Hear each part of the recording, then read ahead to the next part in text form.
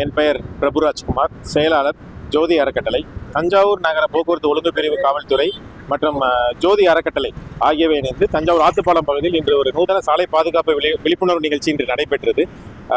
பாதுகாப்பானது தாய்மடி, ஆபத்தானது பேருந்து படி அப்படிங்கிற தலைப்பில் இந்த நூதன சாலை பாதுகாப்பு விழிப்புணர்வு நிகழ்ச்சி ஏற்பாடு செஞ்சிருந்தோம்.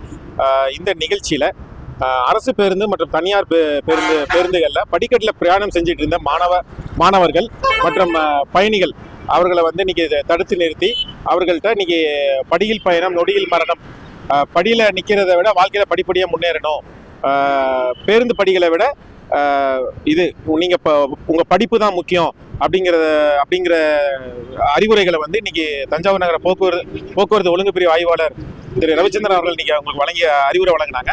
மேலும் அந்த மாணவர்களுக்கு எச்சரிக்கை விதமாக அவர்களுக்கு இன்னைக்கு இனிப்புகள் இன்னைக்கு வழங்கப்பட்டது. மேலும் பொது சேவையில் ஈடுபட்டு இருக்க பேருந்து ஓட்டுநர்களுக்கும் நடத்துனர்களுக்கும் துண்டு போட்டு இன்னைக்கு அவங்களுக்கு மரியாதை செலுத்தினாங்க. இந்த நிகழ்ச்சி நடந்துட்டு இருக்கும்போது அந்த வழியா வந்த தமிழக உயர்கல்வித்துறை அமைச்சர் கோவி செலியன் அவர்கள் இந்த நிகழ்வை பார்த்துட்டு அவர் வண்டியை நிறுத்தி போக்குவரத்து ஆய்வாளரையும் பாராட்டிட்டு இந்த நிகழ்ச்சிக்கு ஏற்பாடு செஞ்ச எங்களையும் பாராட்டிட்டு அவர் இப்போ மாணவர்களுக்கு குறிப்பாக அறிவுரை வழங்கியிருக்கிறாரு.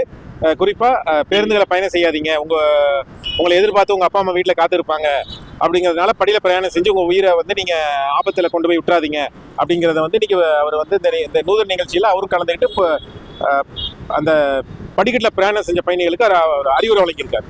பிரபுராஜ்குமார், செயலாளர் ஜோதி அறக்கட்டளை, தஞ்சாவூர்.